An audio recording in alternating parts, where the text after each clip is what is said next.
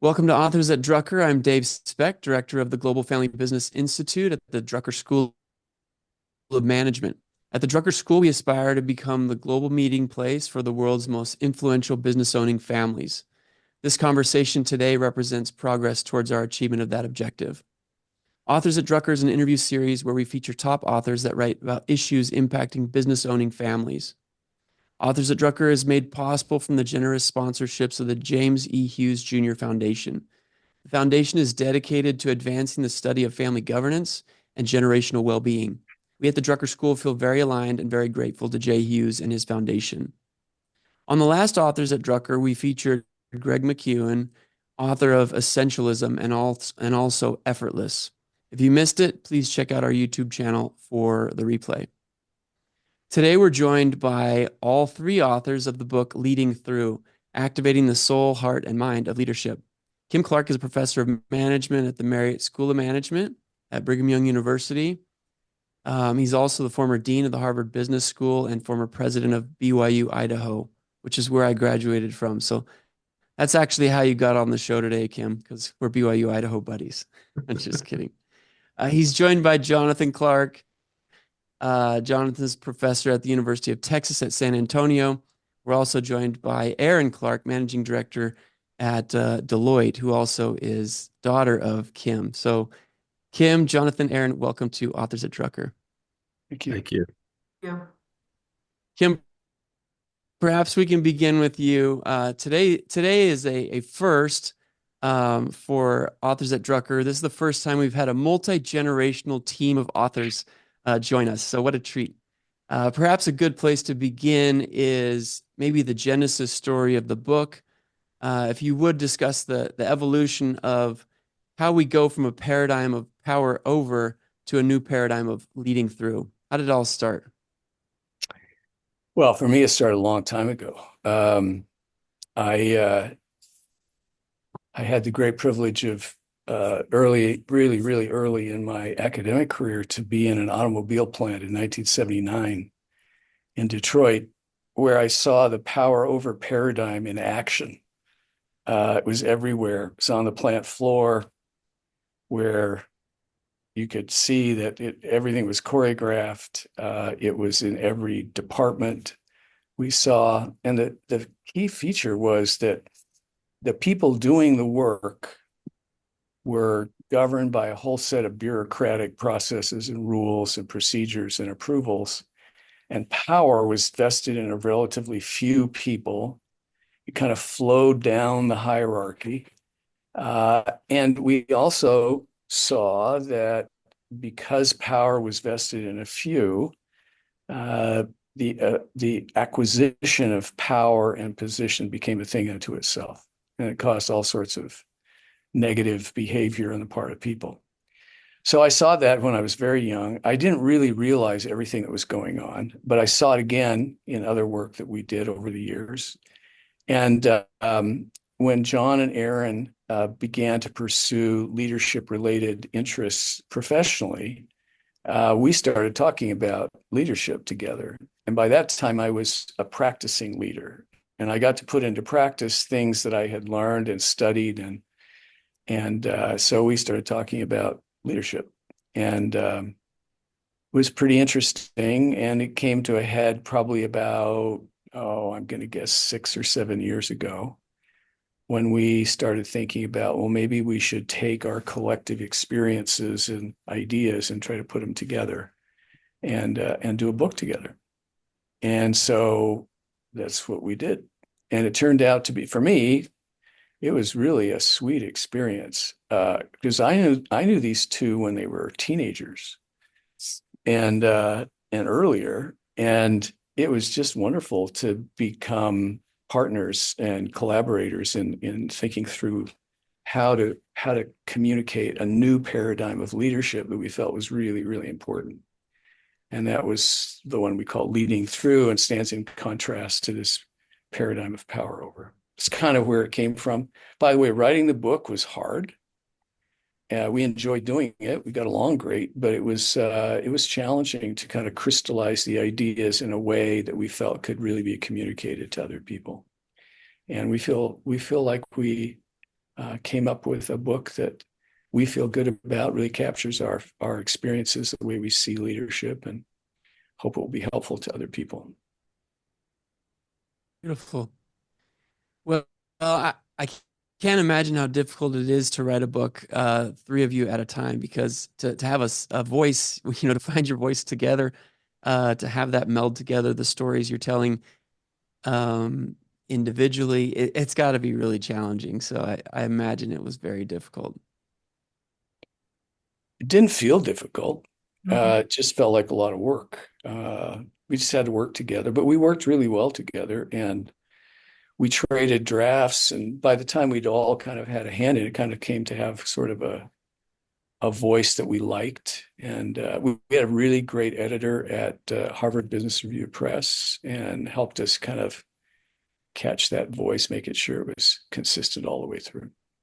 Yeah, I would add to So, that, Dave. I would add that going into this project, we were already very well aligned on our views about leadership and the messages we wanted to share with the world, and that just has to do with years and years of Erin's experience at Deloitte and my experience doing research in academia and my dad's experience in practice and in academia kind of converging together on a common set of ideas and principles that we decided to share with the world. The hard part was figuring out the right way to communicate it. Yeah. I would just add to that, John, too, right? I think there's an important factor. We're not two, we were not three strangers coming together who happened to have aligned views and perspectives. That I do think we talk about the legacy of our family in the book, and the strength of that legacy, I think, contributed greatly to that alignment that we have, and to our ability to work productively together and wrestling with finding our voice, but also kind of how to crystallize is the right word, right? How do we take these sort of concepts and ideas that have really been hard to build our own understanding around, and now try to put them into a format that we can kind of communicate in a sort of succinct way. I think our family legacy and how we were raised by our parents, both us, you and I, John, but also my dad and his parents and our mom, and I think all of that contributed to making it work. so one of the things that's fascinating for me is obviously I'm looking at this at a business perspective, but then there's, in your church community and in your family, this power over versus leading through. It seems like it's easy to default back to power over, especially when a 7-year-old doesn't want to eat her dinner or something. You know what I mean? But looking at these principles and thinking of these principles has really kind of made me reflect on, myself as a father and myself in leading in different aspects of my life. So I So, Dave, appreciate it. you've hit upon Uh, something that we wanted to communicate. I'm glad you mentioned this, because we decided that this paradigm should be one that would work in any setting: families, nonprofits, education, healthcare, business, communities, wherever. And that was one of the challenges of creating something we felt was universal in that sense. So glad to hear you've had that experience. Dave, I had a dinner table Beautiful. experience with my kids that helped me to learn that you can't force people to do things. My son Owen, when he was probably about 7, maybe 8, refused to eat his broccoli. And we said, hey, you're not gonna have any dessert, and you can't leave the dinner table until you eat your broccoli. And he sat there for 2 hours. 2 hours, and he never ate his broccoli. And he's a very Oh, that's independent kid, beautiful. but also a wonderful kid, and a great leader, but helped us to learn that, yeah, you can't. I mean, you could try to coerce, but it's, people have their agency and want their agency. I mean, yeah, that's what he helped us to see, that he wants to be able to make his own choices. As I was reading the book, I was thinking about these these wonderful families that we work with that are working to not only transition their business but preserve their relationships. And I think one of the challenges that many of them face is a lack of light or a lack of transparency. And you would teach us about what is organizational light, and then organizational darkness, and maybe if you could just introduce that concept, organizational light and organizational darkness, and how does it show up? Well, you need lots of light in those kinds of circumstances. We use that metaphor in the context of what we call the soul of leadership, and the soul of leadership derives from our view that leadership is always and everywhere a moral work. And that's because leadership emerges from moments of influence, right? You find yourself in a position to make decisions and take actions that have a meaningful impact on people. And that impact can be for good or for bad, right? That means that moment, that what you do with that moment of influence is a moral concern. And we believe that that effective leaders always strive to make things better, to do the right thing, to make things better for people. And that's what we call the soul of leadership. And the soul of leadership demands that leaders, again, strive to do the right thing because it's the right thing, even when it's really, really hard. And so the leaders who are doing that work need a context that supports them in doing that work. It supports them in doing the right thing. We call that the moral context, right? They need a moral context that enables doing good, right? In practice, that looks like kind of a set of values and beliefs that people embrace, that help to guide and that support people in their work. But it creates a context that supports people in doing the right thing, because it's the right thing even when it's hard. And when people are doing that, they have to battle against what we call organizational darkness. These are like attitudes and behaviors and practices that make seeing the right thing, the right way forward, more difficult, right? There are long lists of things that fit in this category: arrogance, bullying, exploitation, harassment, discrimination, long lists. And these things fight against that moral context that people need to help them do what's right. And light is the opposite. Organizational light is the opposite. It guides and uplifts people. It strengthens and energizes them. And it consists of things like kindness, generosity, love. Love is a very important concept in leading through.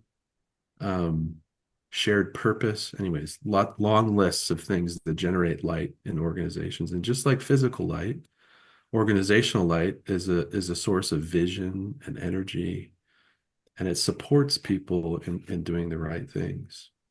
And so, yeah, absolutely, you need light. Transparency is a very important source of light, but it's not the only one. And you need much more than just transparency in situations like the one you just described, where you're having kind of generational transitions happen. Erin, I wanted to ask you just kind of a follow-up to that. You've led a lot of organizations through, cultural change. When there is organizational darkness, is the leader the last one to see it? Or what's been your experience, and how do you affect that change when you do see organizational darkness, whether you're the positional leader or you're a leader in the rank and file? Any thoughts on that? So I think it depends, right? There's the organizational darkness and that's sort of easy to see, like egregious breaches, if you will, or examples where, and even sometimes that's sort of, we look the other way and accept, and you see that happen a lot. The more difficult source of darkness that we talk about in the book, or that is even is sort of the acceptable levels that we sort of found tend to be there in some respects, sort of accepted as just part of what it means to navigate large, complex dynamics in organizations, this sort of hazy versus kind of opaque, clearly dark, right? And in some respects, that's the can be harder to see and harder to look at. But I think the answer to addressing it is the same.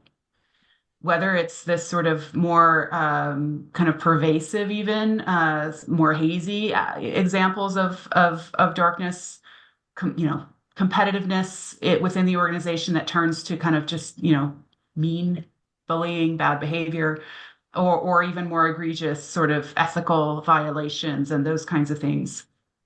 The answer is the same, and it comes back to what Jonathan was talking about in terms of light and generating light. And so the work of leadership that we talk about in activating the soul is about doing good and making things better.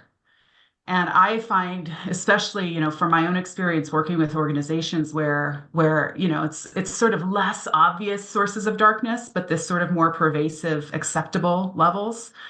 One of the things we say in the book is, in leading through, a little bit of darkness is too much darkness. And what we want to do is actually not have any of it. But what we found is this moral context that Jonathan talked about is in many cases assumed and implicit rather than very directly and overtly declared and defined. So I see this a lot, right? Organizations know that instinctively, we don't call it the moral context, and we may not even refer to it in the language that we use around the soul of leadership, but we have values, we have vision, mission, things that ultimately are intended to frame the boundary conditions that guide action and decision for leaders and everyone else in the organization. And unfortunately, they can sort of draw a line, but that line tends to be fairly flexible and fluid. And we aren't using the strength of those declarations or those definitions to create the discipline that's needed to generate light, where the strength of those values and that mission actually serves to better align the efforts of the organization to create more value, right? So we put them on the wall, or we talk about them and declare them in our town hall meetings. Maybe they're even on the front of our PowerPoint, or certainly in our quarterly earnings reports, right?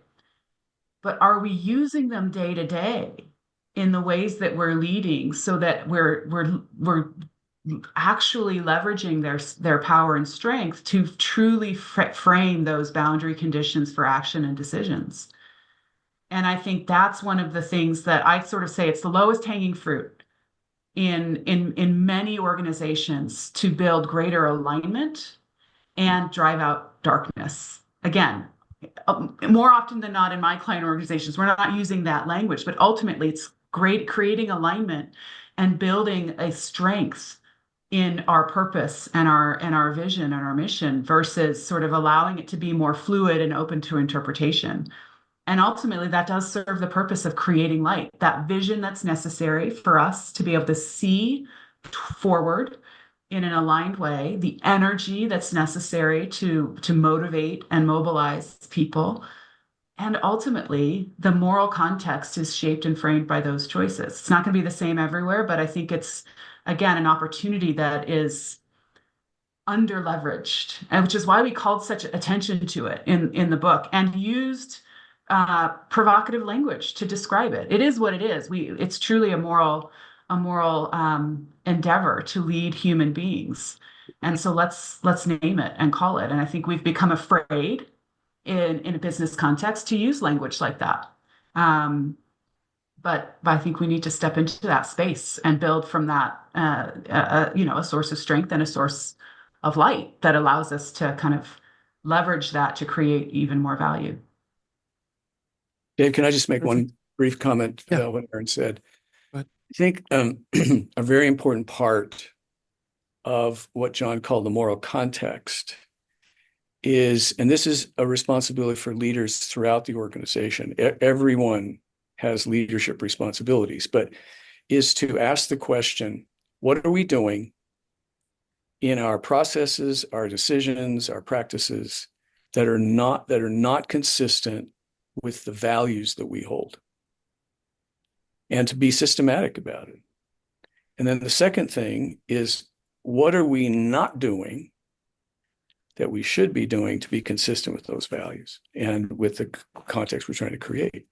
So that throughout the organization, there's just a systematic effort all the time to keep thinking about, so that those values really do get into the fabric of the organization. And that creates a context in which people then feel empowered to live them, and where not living them becomes much clearer. And where then you can sort of figure out, okay, what are we going to do to try to help resolve this? And it's not easy. We don't want to give the impression it's easy to do this, but it is doable. I'll give you one example, just really quick little story. When Paul O'Neill became CEO of Alcoa many years ago, he believed that safety was so important to the lives of the people working at Alcoa. It's a very dangerous business in many ways.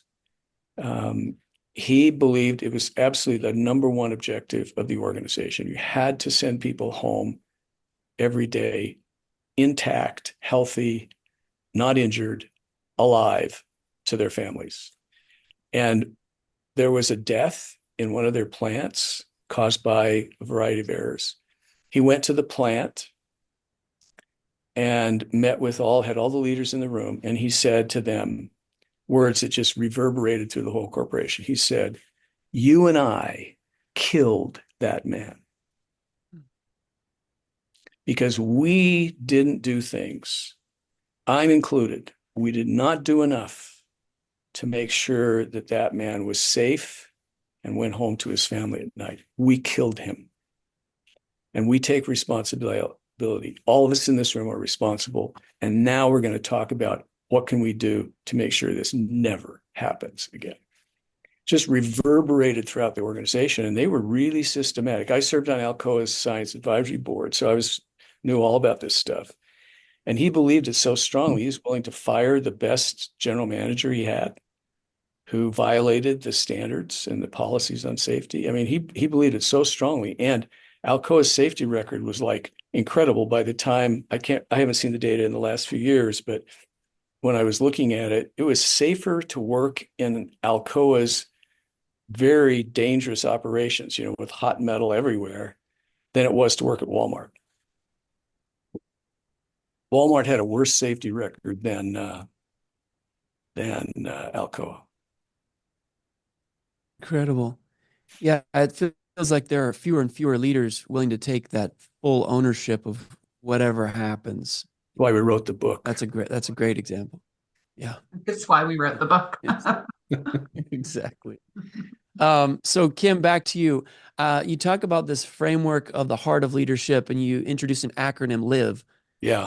I wondered if we could pull that apart. L is for love, I is for inspiration, V is for vitality, and E is for expression. Would you tell us a little bit about that and maybe unpack that for us? Yeah, I'd be happy to, but I want to issue a disclaimer. Okay. Everything I'm going to tell you, I learned from Erin. Okay. So this is her framework. She taught us this framework. So I'll be a good student, and I'll tell you what I learned from Erin. Number one, love. Everyone needs to be loved and to love. It's about connecting with other people and feeling that you are important and that you belong, that you're a valued person, and that you're heard, that people care about you. Inspiration strikes at the fundamental need people have to be inspired in their work, through their work, doing their work, and to be inspired in the sense of learning new things and being open to new possibilities. Vitality has to do with personal energy, emotional, physical, mental energy that we need to do good work. And the last one of expression is a recognition that people need voice, and they need to use their gifts and talents in work that's meaningful to them. These four things are essential to human thriving. And so this framework shows up in what we call the heart of leadership, which is all about helping people thrive.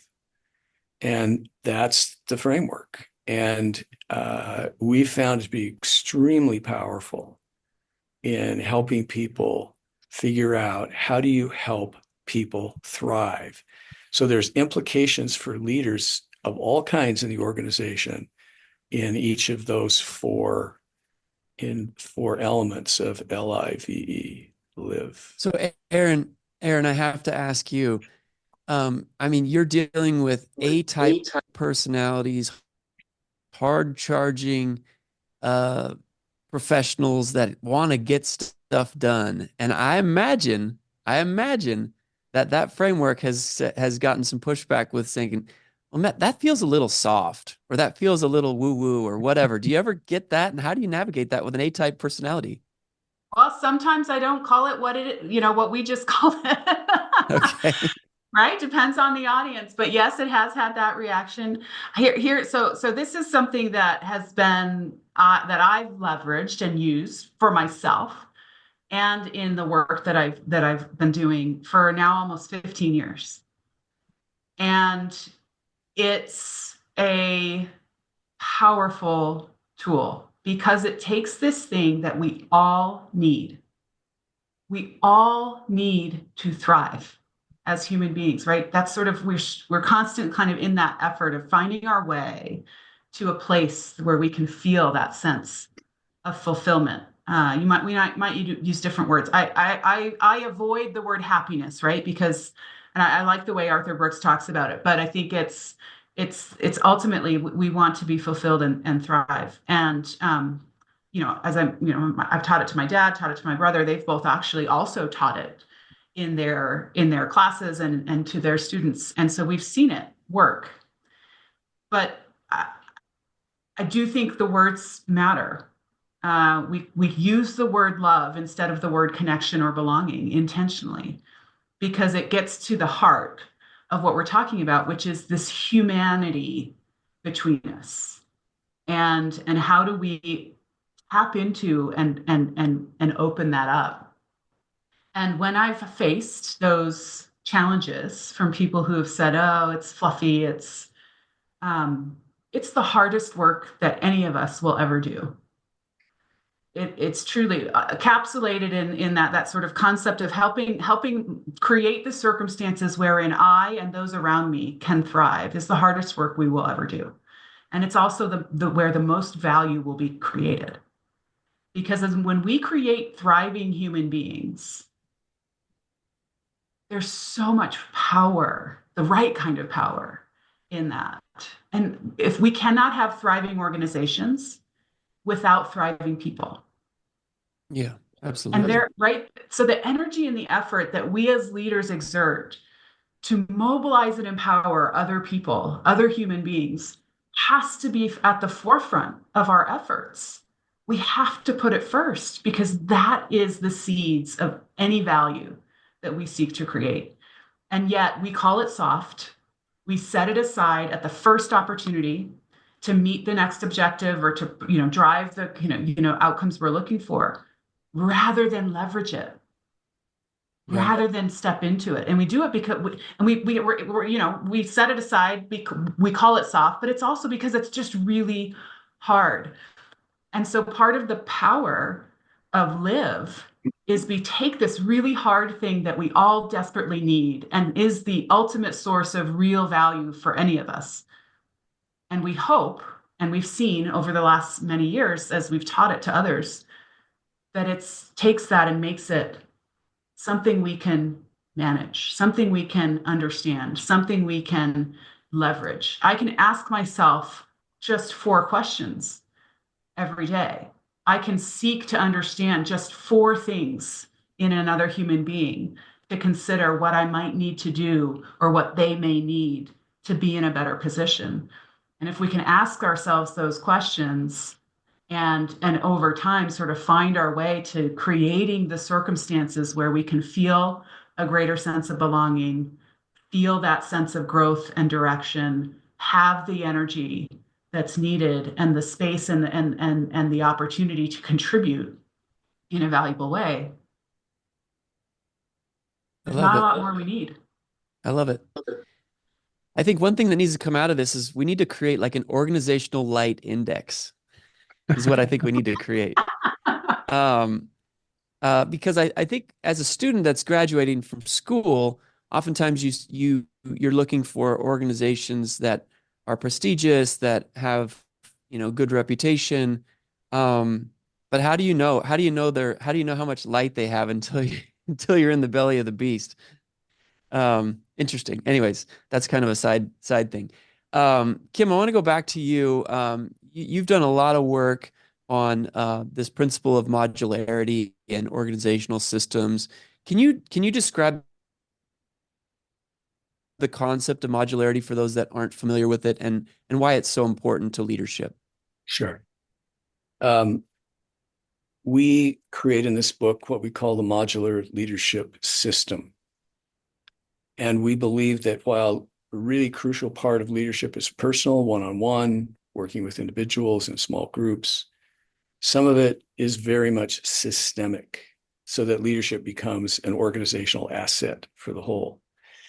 And in that context, we try to address a fundamental tension in organizations between the desire for unity of efforts that are integrated, coherent, work together to accomplish purposes, and freedom of action that individuals have to initiate, to innovate. And that tension is resolved in the power over paradigm by emphasizing unity and completely restricting freedom of action to get compliance with a set of standards, procedures, and stuff that's designed to create unity of effort. So what we do in the modular leadership system is use the principle of modularity to achieve both. And the way we do that is to recognize that in a complex system like an organization, and especially one where we're trying to get leadership throughout the organization, we can use this principle, which breaks the complex system down into a set of modules that can be designed and operated independently of one another, but whose output can be brought together into a unified whole by having the right kind of information that each group needs in order to make sure the work they're doing connects with everything else and it works together. So without direct supervision, without bureaucratic control, and that principle is modularity. It's all around us. We see it most dramatically in products like this, where this cannot even be designed without modularity. You need separate design groups because it's so complex. You break this very complex system down into its constituent parts, and then each part is designed and operates individually, but there's our what we call design rules or visible information that connects all the parts together. And we apply that in organizations with teams, project teams, sometimes operating teams being the modules, and the information they need to take initiative and have freedom of action, but still have their work connect, that we call visible information. And it's things like, what's our strategy? What are our standards? What are we trying to accomplish? What are our objectives? How do I get work done? How does what I'm doing connect with other things going on? And where we have that kind of visible information, and where you have a structure in place where we need some hierarchy, but it supports the work of the teams, not directs them, supports them with resources and training and whatever they need to be supported. You get what we call the modular leadership system, and you get both freedom of action and unity of effort. That's the basic idea. Beautiful, beautiful. Jonathan, one of the key parts of well, we talked about it already a little bit, but power over versus power through. In the book, there's a story about your experience with this principle of power through with Hurricane Ida and all the damage that happened in Louisiana. Would you be willing to share that story and just like what you learned from it in and how it helped you, have kind of the context with to apply these principles? Yeah. Well, let me preface the story by just explaining a little bit about the difference between what we call power over and power through. Power through is a central element of the leading through paradigm.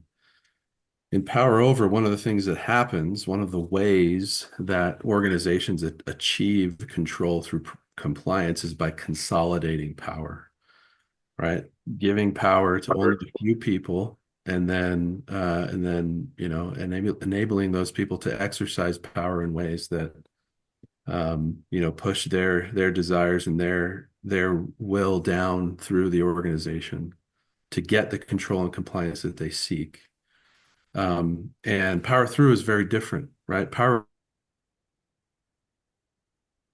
in people already. And there's power in teams already. And the task is to figure out how to take advantage of all of that energy and power, as much of it as possible, to accomplish the purposes of the organization.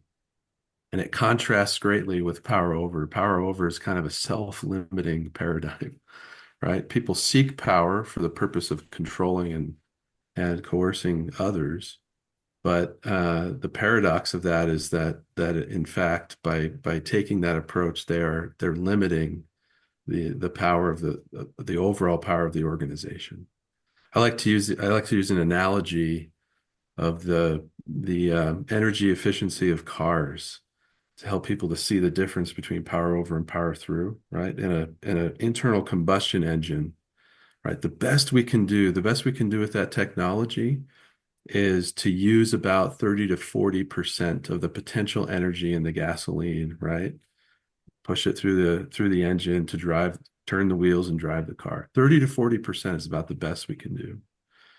That's kind of like the power over paradigm, right? The best we can do is about 30 to 40% of the potential of the people in the organization. Contrast that with an electric vehicle, right? We figured out how to design technologies with electric vehicles that can get 90 to 100% of the potential energy in the battery out through the wheels of the car to drive the car forward, right? That's what leading through is aiming for, right? Getting 90 to 100% of the potential, the power, the potential energy of the people put towards the purposes of the organization. And that's what I experienced with this Hurricane Ida story, right? I was serving in a fairly senior role in a stake of the Church of Jesus Christ of Latter-day Saints in San Antonio. A stake is an organization that oversees about 10 congregations in our case. I was in a fairly senior position. And after Hurricane Ida hit, of course, they got lots of people near Louisiana to come and help. But about a month afterwards, they hadn't even scratched the surface. And so they reached out to the church to kind of, reach out to folks farther away to come and help. And I was tasked in our stake in San Antonio with leading that effort and making it happen. And I kid you not, I literally, the only thing I did was I reached out to the folks who run our various congregations and informed them of the opportunity and invited them to, organize and get things going. And it was like a miracle what happened. That's literally all I did. And people just gave money and time and energy and brought all their chainsaws and their trailers and everything that they could find to bear. And it all happened on its own. And we sent about 100 volunteers from our stake. I think among all the stakes that were going, there were like 500 or 600 volunteers. And they spent 3 days in Louisiana and did something like 30 something thousand hours of work and man hours of work and completed 500 projects. And this happened within a very short period of time, less than a week.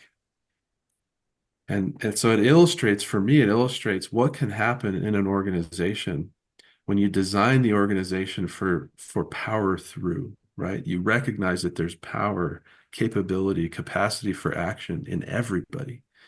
And there's that same capacity in teams in the organization. And all you got to do is just unleash it and let it go and do its thing. And when that happens, miraculous things can result. That story is really personal for me I because think one of the great go ahead. Go ahead, Dave. one of the great misconceptions of leaders is that I think sometimes as a leader, we feel like we need to have people rally around us, or we need to rally the troops. And in that case, obviously people are rallied around purpose, and they felt something with that invitation. And oftentimes it's, as leaders, we may get in the way because we think we need to have too much of our fingerprints on what's going to happen. Yeah. Dave, I think there's one other aspect of that story that's important, and that is that when those teams got to Louisiana, they didn't have any idea what the projects were. But there was a software program that had been created that was like an internal market where you could just go on this software and you could see what projects there were and where they were located, and people could take initiative to sign up for those projects, and they then were directed to where they were. And it was, like, as John says, like magic. I mean, here are a bunch of people from San Antonio drive 9 hours to get to Louisiana. They don't know anybody there, but there's a system in place, there's a structure, and then the information's there. They know exactly what to go, where to go, what needs to be accomplished. And that's the power of modularity in action. And the whole setup of that whole experience, my son was one of the volunteers that went. And here he is. He's a 19-year-old kid at the time, and he ends up leading projects. He's leading projects with people twice his age, and he's the leader because he identifies an opportunity and a problem that needs to be addressed, and he goes and he gets other people mobilized to do it, and they take action, they make it happen. That only happens if you create the right context for people to do that kind of work. But it's amazing what happens when you do that. Beautiful. So I want to pause now for our audience. If you would go ahead and start submitting questions in the chat. If you have questions for our authors today about any of these principles you're hearing, or how you apply them in your own families or in the practices that you run serving families, please feel free to start submitting those in the chat. I'll ask one more question, then we'll turn to our audience. I don't want to hog all the attention of our authors today. So, Erin, one of the questions I have for you is about, there's just the power of having information become visible. And do you have any experiences that you could share of how when information became visible, it unlocked the potential of employees, of leaders at all levels to really be able to kind of take ownership and move forward? The power of visibility. Yeah, in fact, one of the stories we tell in the book is a great example about visible information. It's the story of a cement company in Mexico called Cemex. And we go in depth at sort of in describing a little bit about that, but I'll just share a little bit further, right? So what we talk about, and Dad kind of laid it out really well, and then the example that we just shared about Jonathan's experience with Hurricane Ida, I think is another example. When you make information visible, you empower people. And part of that is, you can kind of see in that the flip side of why part of the power over paradigm is the hoarding and control of information, because it's so powerful. And so we use it to consolidate power and to exert control. And that prevents it from realizing its full value. And when you make information available and visible, you empower people to make decisions, to take action, to come up with ideas. the story we talk about in the book with the example of Cemex. Here's a cement company, dirty industry, dirty organization, looking at transforming itself, becoming more customer centric, and being a pinnacle of sustainability. Imagine, right? How do you do that? Moving from a plate, the position of operational excellence is the bread and butter that makes us great, to how we serve customers and the impact we have on environment is what makes us great, right? That's sort of the pivot that they were looking at. For former CEO at the time called it kind of transforming from an elephant to a greyhound. It's the moral equivalent of like, how do we literally move from being an elephant to being a greyhound? And that's, they didn't go about it with this intention, but one of the really critical ways that they were able to do that was making information more accessible and available. But not all information, not any information, but specific kinds of information. So making sure that we have clarity around the objectives that we're trying to achieve, and that the whole of the organization has access to understanding that we're talking about that and making that very clear. That the strategy that we're setting around how we're going to achieve those objectives, right? Our values and the principles behind that, where we're going to exert our effort, where we're not, the capabilities that we need, all of those things. Making sure that information is not hoarded by the senior leaders who are making decisions and then, prescribing actions. But because the actions are unknown and we don't have the answers, let's make this information visible and accessible, because we want our ideas to surface and bubble up. And that's essentially what they did, and what they experienced over time, and continue, I think, to experience this, is the value of sort of making kind of taking the lockbox off the strategy and making that more visible, being very open and transparent, including with investors and Wall Street, allowed sort of collaboration that they didn't imagine to kind of develop, and allowed teams to take action with more conviction and strength, because they know exactly where we as an organization are trying to go. And so I think that principle is what we talk about when we talk about modular leadership system and the power of visible information.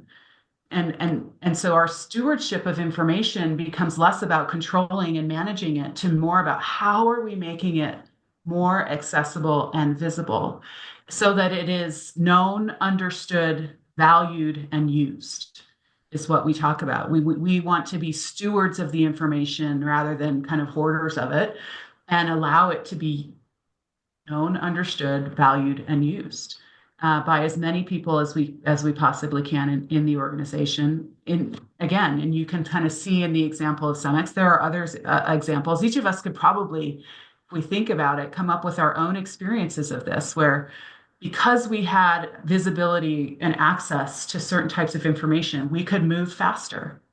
We could make decisions with more confidence, or we could allow others to move faster and make their own decisions with greater confidence.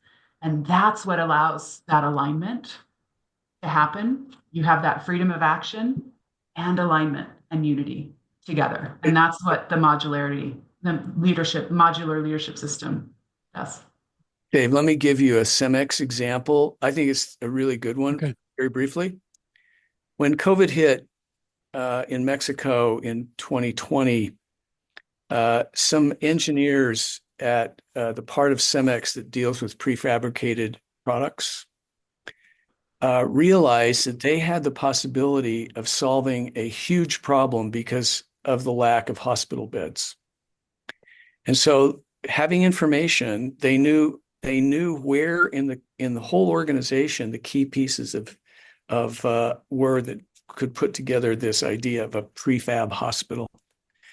And they found it was, they needed design technology, they needed production, they needed a certain kind of cement, they needed certain connections with hospital administrators, and government officials. And the organization, it was all in Cemex. Everything they needed was actually in the company, and they had access to it. And they put it all together.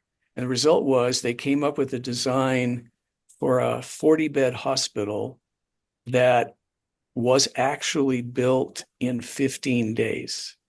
And they built several of them around the country. It took 15 days to build a 40-bed hospital.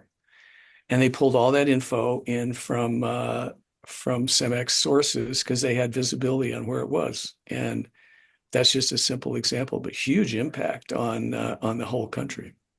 Yeah, incredible. Well, I'm always looking through the lens of family business, and I think what you're saying here with and what you've developed with these frameworks is like a complete unlock moment for these generational families that are trying to get from one generation to the second and the second to the third. The big challenge with leaders, especially founders, is that their identity is so wrapped up in the business that many times they will not release control.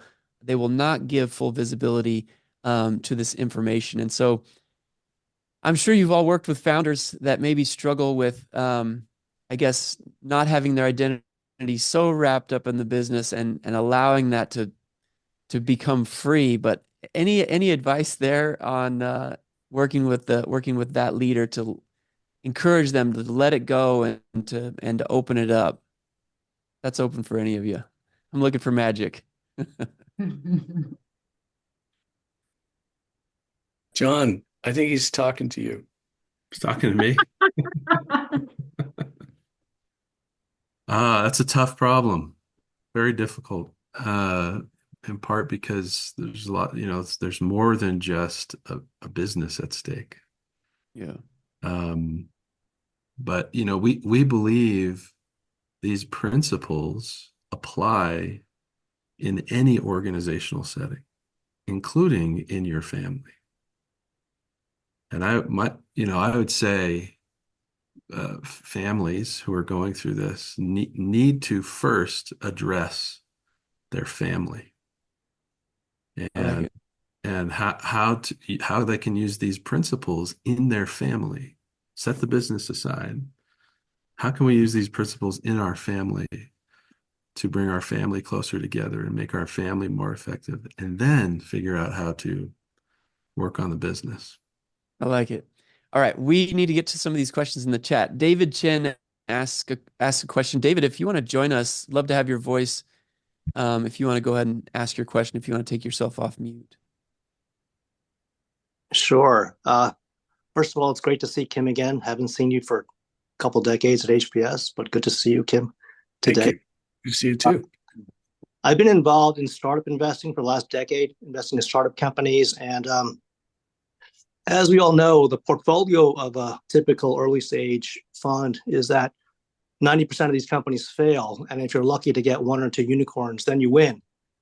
But I guess the question I really have is, how do I solve that pain point for not just the founders, but for investors? And how do we bring this notion of modularity and leading through love even, right? And the raising of consciousness. How do we do that at the level of the founding team where they could be empowered and inspired to kind of pursue their purpose and their mission, and therefore start and launch these successful companies that become billion-dollar companies, but also their investors that hopefully would do better in their investment and their portfolio because they use this framework of love and light versus darkness and competitive strategy, like we were taught many decades ago at HBS, at least I was, competition versus collaboration. So I'd love to hear your thoughts about how we can apply the framework towards this emerging notion of entrepreneurship that we see happening all around the world. Well, let me just take a crack at that. I think the first thing is that the very idea that entrepreneurship in the individual organization or in a portfolio of investments is about leadership is a really important beginning point. Because then it sets a frame on, okay, what is it you're really trying to accomplish? And it's not just to try to create $1 billion enterprise, but it's trying to make a difference in the world. It's trying to do something that's really going to, really bless people's lives and also help people grow. And if you start from that point, you naturally lead into some of these other ideas that we're really about building these kinds of companies, because our thought is, and I think it's borne out by the evidence, is that organizations that start out to do something important for people, meeting some kind of deep human need, and really figure out how to really deliver it, they create the great companies. And if they do it in a way that energizes and inspires people to join the effort, that's what you need. And then from that flows these other ideas. And I think in a very direct way is that it's not just about transactions. It's about building organizations. It's about building capability that really thrives. And I think if you start from there, you can really build both portfolios and great companies. Thank you. I agree.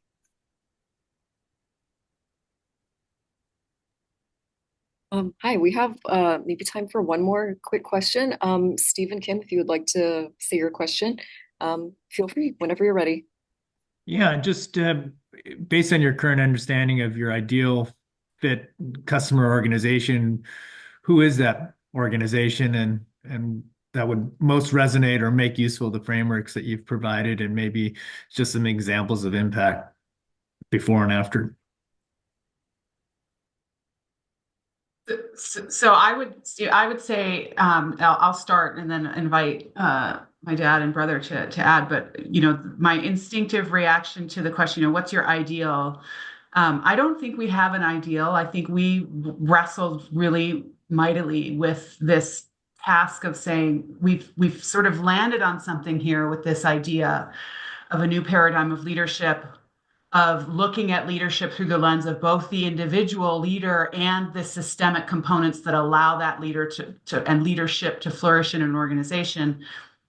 But how can we communicate it in a way that would serve the needs of any organization, of any kind, which is why we sort of talk about what does this not only look like in a large global corporation, but in a startup, in a hospital, and in a family. And really, truly thinking about it through the lens of leadership is necessary and needed in every sphere of our society and in every aspect of our lives. And we start the book, the very first phrase in the preface of the book is, are we not all leaders?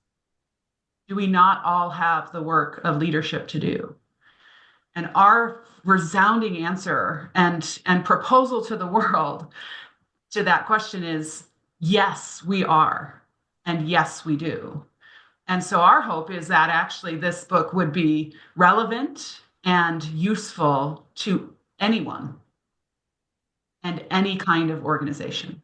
So that's the first part. And I think, asking about impact kind of before versus after, there are a couple stories that we talk about in the book that are good examples. And I would sort of say, I think we're still looking, right? There's not a perfect quintessential example that we can point to over time that has said, we're going to lift up all the things that we highlight and propose in this book, put it to practice, and then see. We're sort of framing a hypothesis and making a proposal with what we share here. And now we're all excited to watch and hope that we can see what would happen. But the story of Barry Waymiller in the book is a good example, I think, of a leader who recognized all of the things that we are talking about here and the opportunity to amplify the value that they were able to create as an organization in the world, because he focused on creating the circumstances that allowed leadership to flourish at a systemic level and people to thrive as individuals. And that's kind of the piece I would point to that example. You can read about it in the book to get more details, but that was ultimately the focus, is how can I establish in our organization the circumstances for people to thrive as individuals and for our organization as a system to allow leadership to flourish. Great. Thank you for that. Appreciate it. All right. Well, thank you everyone for attending. I'm sorry Dave Specht was having some technical difficulties, so I will close out the session. But yeah, I just want to say thank you, Kim, Jonathan, Erin, and the audience for joining. And I'll send the recording later on today. And our next Authors at Drucker event will be in January. So hope to see you there and have a great rest of your day. Take care. Thank you. Thank you, Bye, everyone. everybody. Bye.